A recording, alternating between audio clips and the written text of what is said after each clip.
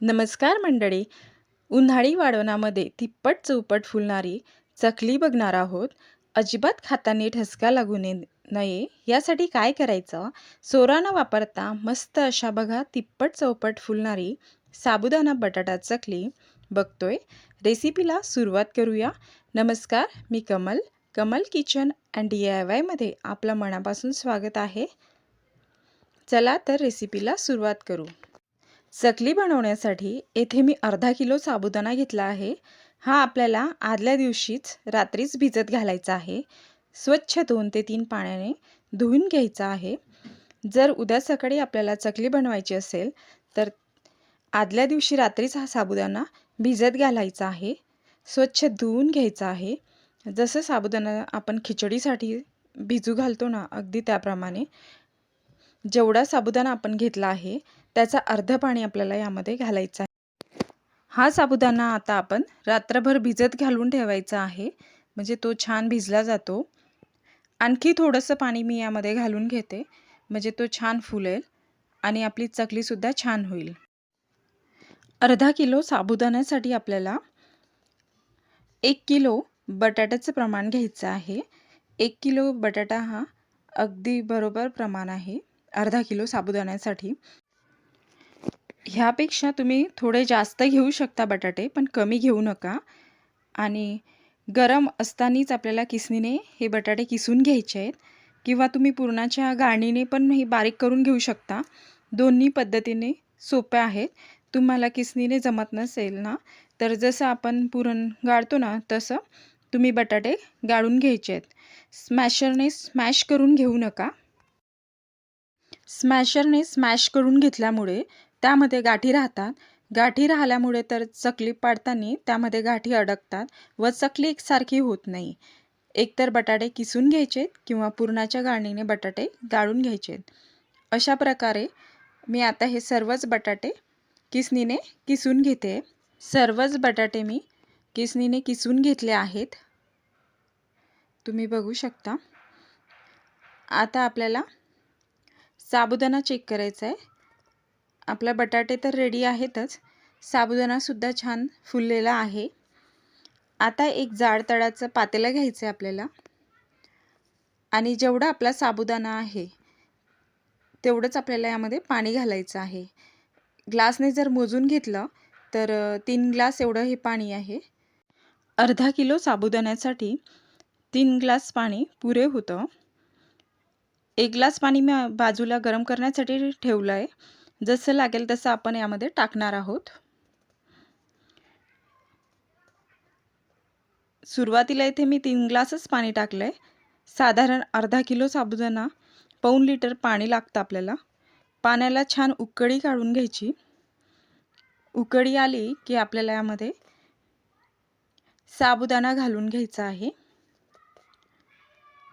आता पाण्याला छान उकळी आलेली आहे, तर आता आपण यामध्ये साबुदाणा सुट्टा करून घ्यायचा आणि तो घालून घ्यायचा आहे. आता मी पूर्णच साबुदाणा यामध्ये घालून घेते.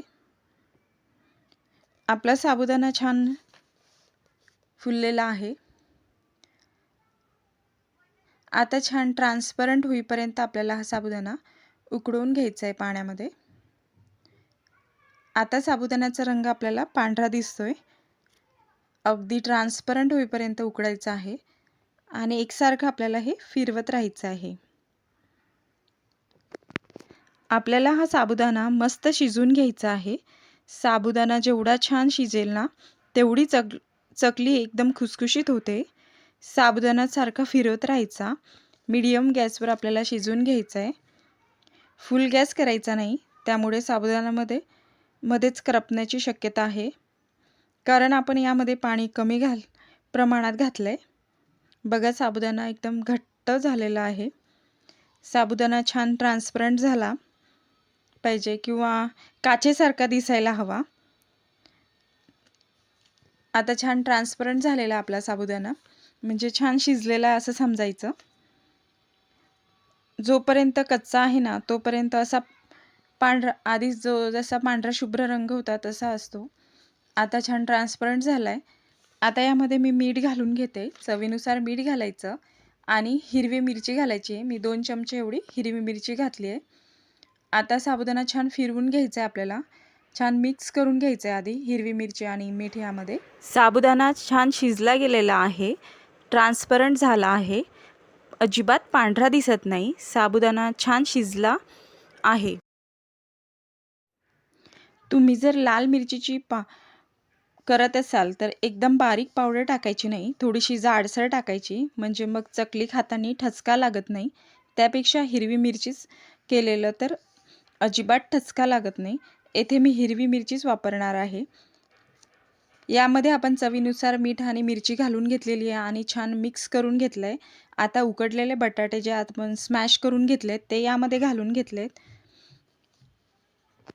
मिरची तुम्ही कमी जास्त करू शकता आणि मीठसुद्धा तुम्ही चवीनुसार घालू शकता. आता जो बटाटा घातला आहे तो छान मिक्स करून घ्यायचा आहे.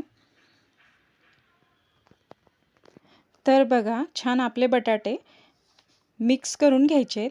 घट्ट असं मिश्रण करायचं आहे. पातळ जर झालं ना तर चकली व्यवस्थित होत नाही. खूप घट्ट नाही व पातळही नाही. फक्त बटाटे घालून मिक्स करेपर्यंत आपल्याला गॅस चालू ठेवायचा आहे.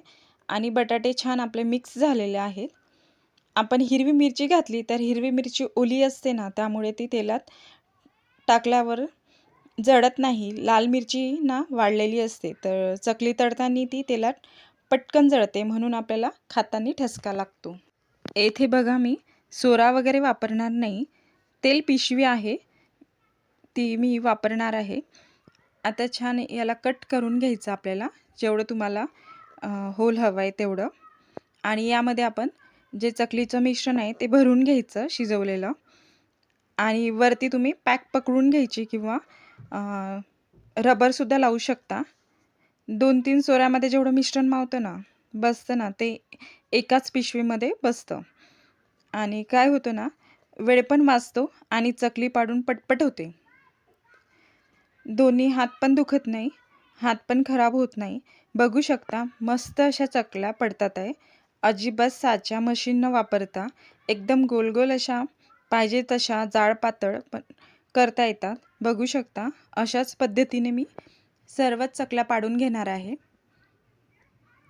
अशाच प्रकारे मी सर्व चकल्या करून घेतल्या आहेत.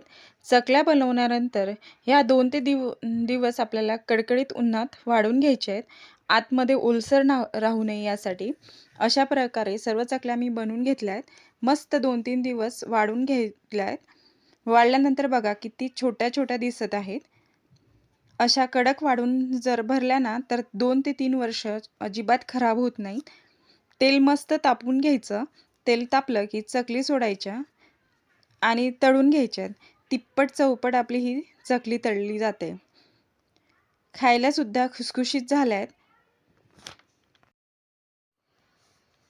तेलात चकली सोडल्यानंतर काहीच दिसत नव्हती आणि तळल्यानंतर तिप्पट चौपट फुलली आहे. मस्त अशा चकल्या तयार झाल्या आहेत. तर बघू शकता, कच्ची चकली किती छोटी दिसते आणि हे आपली तळल्यानंतर ती किती फुलली आणि खायला तर खूप खुसखुशीत झालेली आहे. अजिबात कडकडीत झालेली नाही. अशा पद्धतीने चकली करून बघा. रेसिपी आवडली असेल तर लाईक, शेअर, सबस्क्राईब करायला विसरू नका. Thanks for watching.